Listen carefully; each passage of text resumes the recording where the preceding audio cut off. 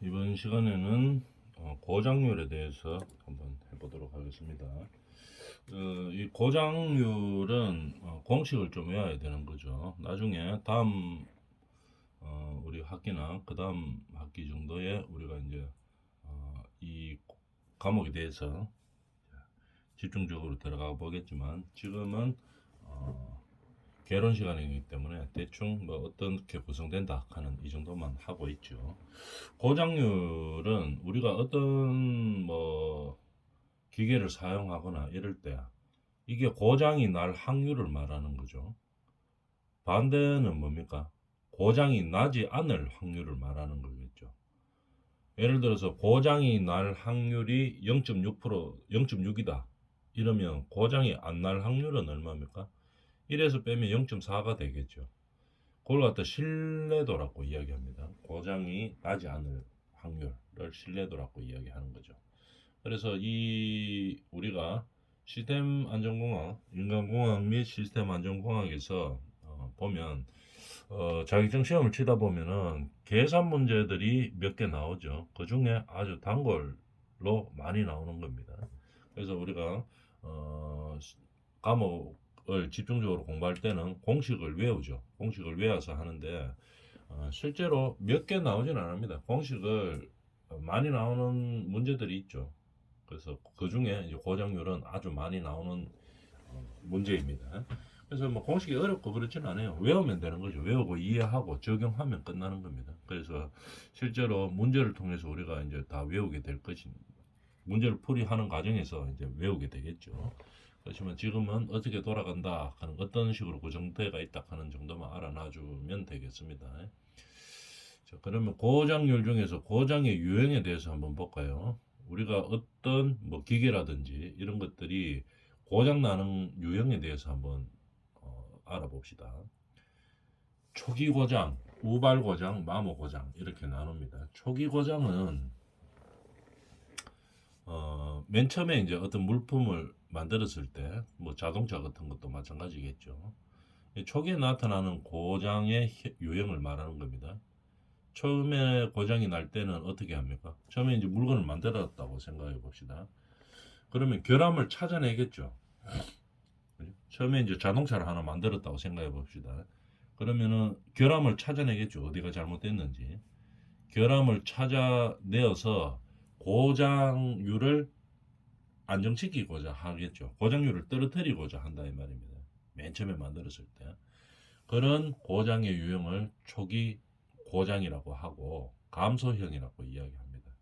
처음에 물건 만들어내고 자동차 하나 만들어가지고 여기에 결함이 어디 있는지 자꾸 실험도 해보고 이렇게 해가지고 고장률을 떨어뜨려서 안정화시키는 거죠. 그걸 감소형이라고 이야기하고 초기 고장의 형태입니다. 이제 초기 고장은 찾아냈어요. 그래서 실제로 이제 사용을 해봅니다. 실제로 사용을 하다 보니까 예측 못했는 그런 고장들이 막 발생합니다. 우리가 자동차 이제 처음에 만들어가 뭐 처음에 결함을 막 찾아내가지고 초기 고장은 다 고쳤어요. 근데 실제로 이제 운영을 하다 보면 예측할 수 없는 고장들이 발생하죠. 그걸 갖다가 우발 고장이라고 이야기합니다. 일정형이라고도 이야기하죠. 우발 고장. 실제 사용하는 상태에서 예측할 수 없는 고장을 우발 고장이라고 합니다. 그럼 마모 고장은 무엇이냐? 이게 우발 고장하고는 좀 다르죠. 뭐 어떤 소모품이나 이런 것들이 수명이 다 되어 가지고 일어나는 고장을 마모 고장이라고 이야기합니다. 우리가 자동차 같은 거 한번 생각해 봅시다. 라이닝 같은 거죠. 라이닝이 다 따르면 이 소모품이죠. 이런 뭐 부품들을 갈아주면 다시 그 기능을 발휘를 하죠. 근데 예를 들어 라이닝이 쭉 이제 사용이 다 돼가 이제 마모가 다 됐는데 그걸 갖다 안 갈아주면 어떻게 됩니까? 그 다음에 이제 드럼이 막 깎여 나가겠죠. 그래서 고장이 나서 그 다음에는 이제 바퀴가 잘 안 돌아가는 이제 그런 현상이 발생하죠. 이런 식으로 부품 등의 일부가 수명이 다 돼가지고 일어나는 고장을 마모 고장이라고 이야기합니다. 다른 말로 증가형이라고 이야기하는 거죠. 자, 고장의 유형에 대해서 알아봤습니다. 초기 고장과 우발 고장, 그 다음에 마모 고장으로 나누어질 수 있습니다. 그 다음에 이게 이제 공식이 중요하죠. 고장률과 MTBF 이렇게 되어 있죠. 그럼 고장률, 우리가 문제를 자격증 시험 치다 보면은 산업안전기사 치다 보면은 이 이제 시스템 인간공학과 시스템공학 중에서 자주 등장하는 문제입니다. 계산 문제는 몇 개 안 나옵니다.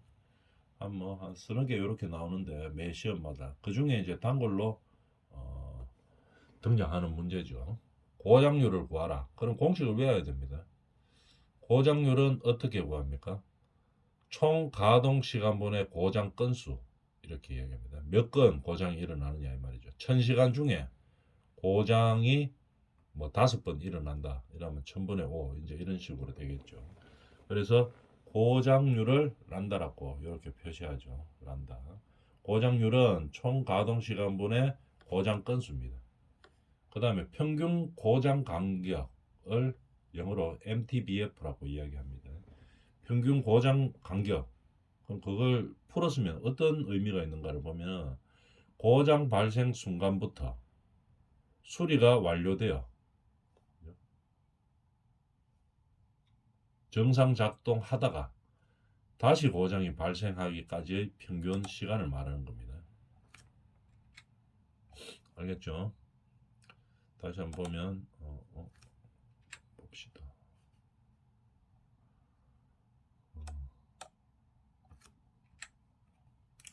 고장 발생 순간에 어디 고장이 났어요.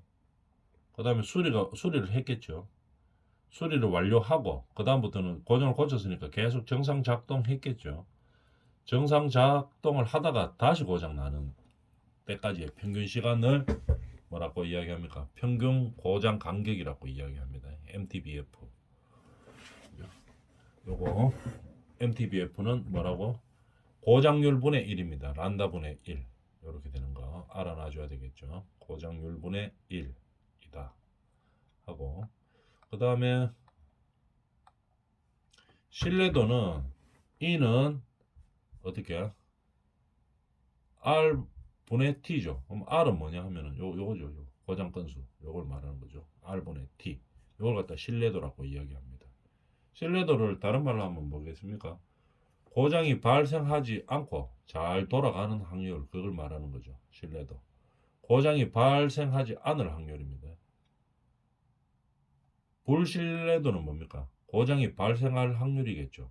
이래서 신뢰도 요거 계산하는 걸 빼주면 되는 겁니다. 이런 식으로 되는 거겠죠. 공식을 가지고 약간 이 기본 공식을 가지고 약간 조정해서 이제 문제를 푸는 거죠. 예를 들어가 R에 대해서 신뢰도를 구하려고 하면은 E는 뭡니까? 공학용 계산기에 주어지죠. 그냥 주어지는 값입니다. 계산기에 E 치면은 그냥 계산이 되는 거죠. 대충 한 2.7, 2.8 정도 되는 거죠. E가. 그런 수치를 넣어도 되고, 근데 공학용 계산기를 가지고 들어가기 때문에 E를 치면 그냥 계산이 자동으로 됩니다. 이 값은 대충 한 2.8 정도 되는 거죠. 그 정도 되고 분의 RT는 구해야 되겠죠. R은 뭐로 구한다? 여기서 구하는 거죠. 여기서. 그죠?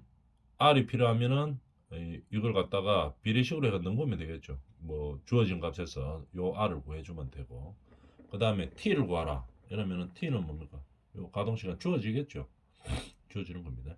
그 다음에 어떨 때는 MTBF하고 란다 고장률 중에 어떻게 해요? 이걸 갖다가 그러면 란다는 어떻게 됩니까? 여기로 가면은 MTBF분의 1 이런 식으로 식을 약간 변형시킬 수 있겠죠. 요 주어진 기본 식에서 구해야 되는 거에 따라서 변형을 주는 겁니다. 예를 들어서 그대로 식 그대로 해가지고 뭐 대입하는 경우도 있지만 여기서 주어지고 약간 변형을 줘서 요 안에 집어넣는 그런 식으로 많이 나오죠. 예를 들어서 뭐 요 고장률을 구해가지고 여기다가 넣어가지고 MTBF를 구한다든지 그러니까 고장률을 구하려고 하면 총 가동 시간과 고장 건수가 주어지겠죠. 그래서 요 두 개로 해서 란다를 구해서 여기다 란다 넣어가지고 평균 고장 간격을 구한다든지 아니면 MTBF가 주어집니다. 그러고 란다를 구하라. 그러면 고장률을 구하라. 이건 쉽죠. 그럼 고장률은 어떻게 됩니까? 요게 요로 가면 되니까 수학이죠. MTBF분의 1 이렇게 해가지고 구해주면 되겠죠. 이런 식으로 주어지든지 아니면은 요 주어진 식에서 약간 변형을 해서 신뢰도와 불신뢰도를 구하는 겁니다.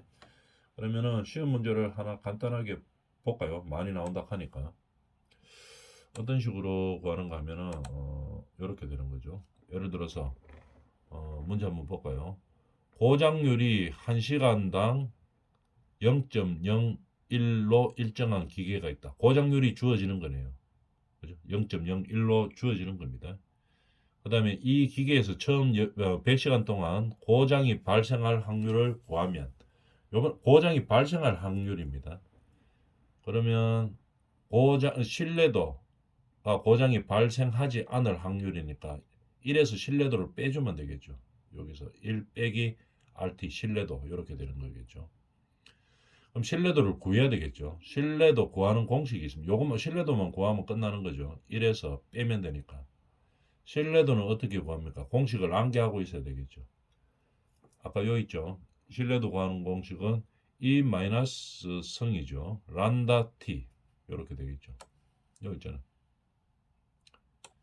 신뢰도는 공식을 외워주고 있어야 되겠죠. E 마이너스 성이죠. 요거는 란다 T 이렇게 들어갑니다. 그래서 그 안에 집어넣으면 되겠죠. 란다 T. 란다가 주어진나 안 주어진나를 봅니다. 란다. 란다가 뭐라 그랬습니까? 여기 있잖아요. 고장률이라고 했죠. 안 주어지면 조금 어려운 문제가 되겠죠. 총 가동 시간분의 고장 건수 해가지고 요게 주어지겠죠. 그래서 넣어가지고 계산해서 란다를 구하는 경우가 있고 쉽게 나오려고 하면 그냥 란다를 계산해 주어지는 거겠죠. 란다 고장률.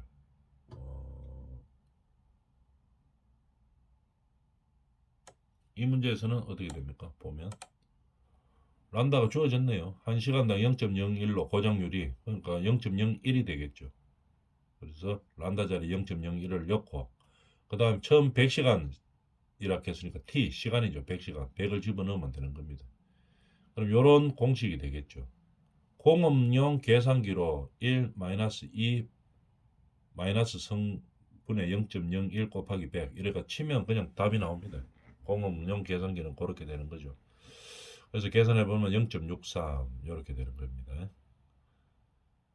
이런 식으로 그냥 계산을 해주면 됩니다. 근데 란다가 예를 들어서 고장률 요게 이렇게 주어지는 경우도 있고 아니면은 계산해서 구해야 되는 경우도 있습니다. 뭐 또 어떤 식으로 주어지는가 하면은 뭐 이런 식으로 주겠죠. 란다가 주어지는 게 아니고 MTBF가 주어지는 겁니다. 그러면 MTBF 분의 1이 되는 거죠. 아까 공식에서 약간 조정을 해야 되겠죠. MTBF가 주어집니다. 그러면 100이라고 주어지면 100분의 1 해가지고 란다를 구하는 거죠.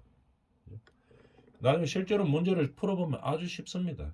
그래서 지금 공식이 이런 게 있다 하는 정도만 알아놔주면 되겠죠.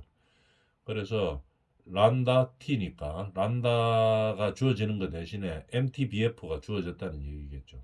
MTBF가 주어지면 MTBF 분의 1이 란다이기 때문에 MTBF 분의 1, 100분의 1을 집어넣어주면 되겠죠. t는 그냥 100이니까. 그래서 E 100분의 100 이렇게 해서 계산을 해주면 공업용 계산기는 치면 되죠. 이런 식으로 주어집니다. 이런 식으로 아주 문제는 쉽게 되어 있습니다. 그래서 그렇게 어려운 문제가 아니고 공식만 외워주면 문제가 쉽게 끝나는 형태의 문제죠. 자, 여기서 아까 뭐였습니까? 고장률이 첫 번째 문제는 주어지는 아주 쉬운 문제고 두 번째는 이 고장률이 주어졌으면 쉬울 건데 주어지는 게 아니고 MTBF가 주어지는 거예요. MTBF가 아까 얼마였습니까? 두 번째 문제에서는 100으로 주어졌죠. 여기다가 100을 놓고 란다를 구하는 거죠. 아주 쉬운 수학이죠. 그래서 여기가 100이고 그때 란다를 구해야 되니까 란다하고 MTBF 자리를 바꾸면 되죠. 왜냐면 X자로 이렇게 곱하게 되겠죠. 그래서 란다는 공식을 바꾸면은 MTBF분의 1 하고 똑같은 거죠. 이 공식을 약간 변형 주는 겁니다. 그래서 란다를 구해서 들어오면 되는 거겠죠. 이런 식으로 아주 쉽습니다. 문제는 그렇게 하면 되겠고 그는 요로 자세하게 푸는 거는 문제 다루고 하는 거는 우리 실제로 이 과목에 들어갔을 때 열심히 해보도록 하겠습니다. 이런 식으로 주어졌을 때 공식을 외우고 있어서 문제를 푸는 거겠죠. 고장이 발생할 확률과 고장이 발생하지 않을 확률에 대해서 계산하는 겁니다.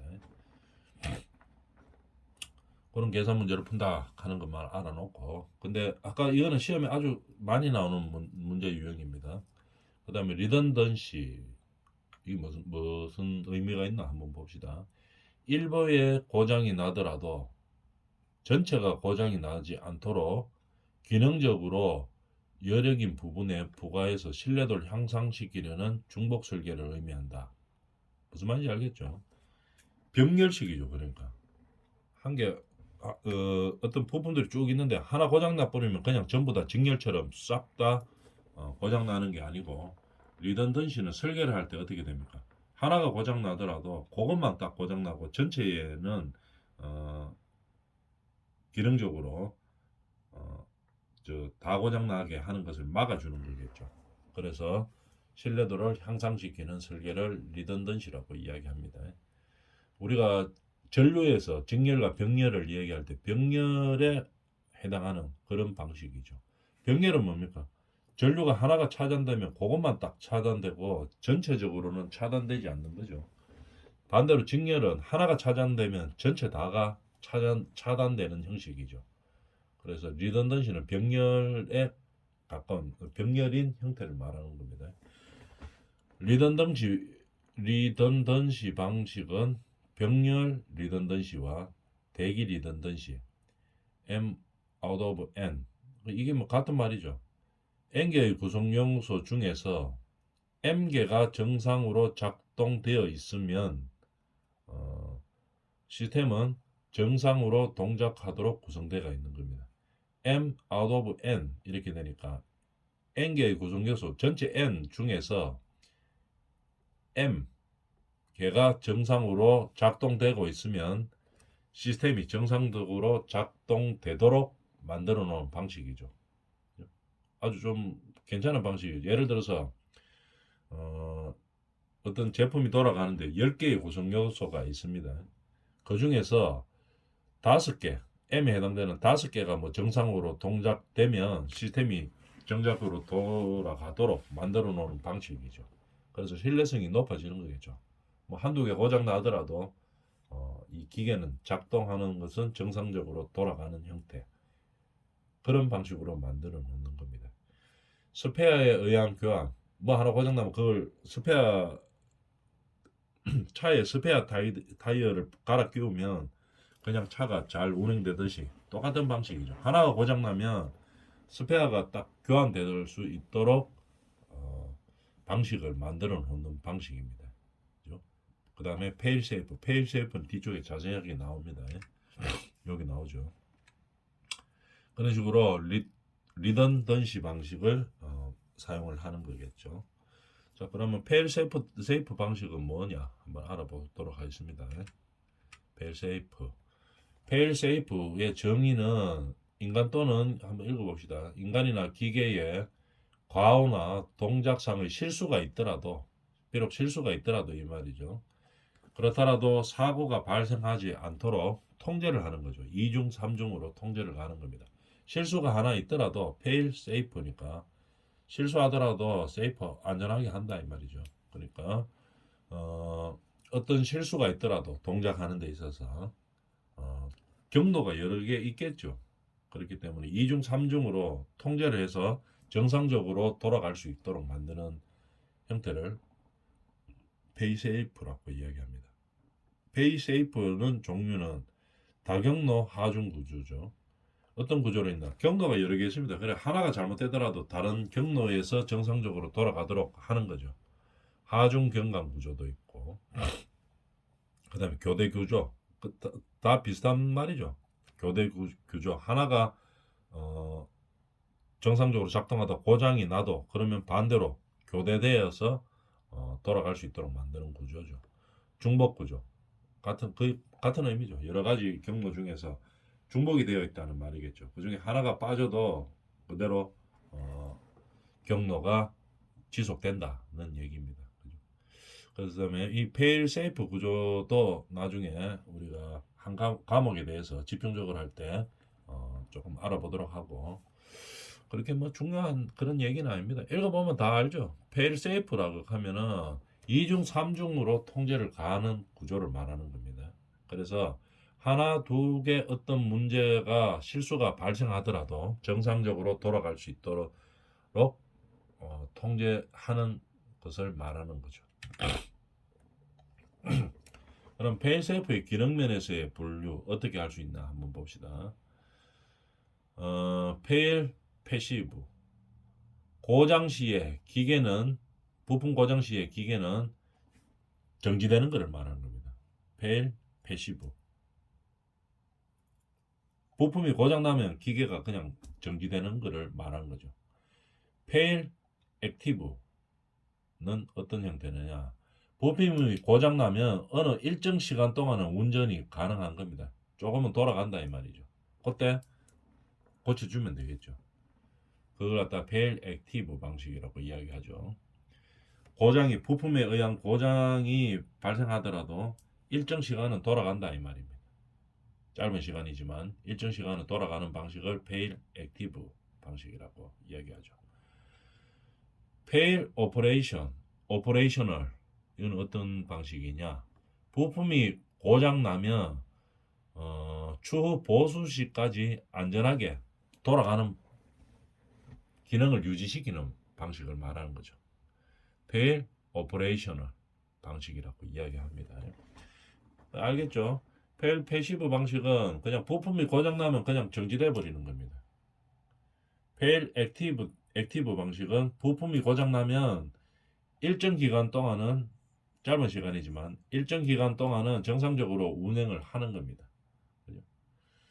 그래서 뭐 경보음 이런 게 울리기 때문에 그 짧은 시간 동안에 운전은 돌아가기 때문에 다시 고쳐주면 되겠죠.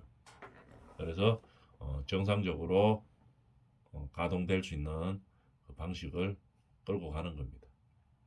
방식으로. 그 다음에 페일 오퍼레이셔널 방식은 고장이 나더라도 다음에 보수될 때까지 그냥 계속 안전한 상태를 유지하는 거겠죠. 이런 페일 세이프 방식이 있다고 알아놔주면 되겠습니다. 그 다음에 인간에 대한 감시 방법에 대해서 한번 볼까요? 인간을 어떤 식으로 감시하느냐, 방법이 여러 가지가 있겠죠. 자, 인간에 대한 감시 방법으로는 어떤 것이 있나 한번 봅시다. 자기 감시, 스스로 감시하는 겁니다.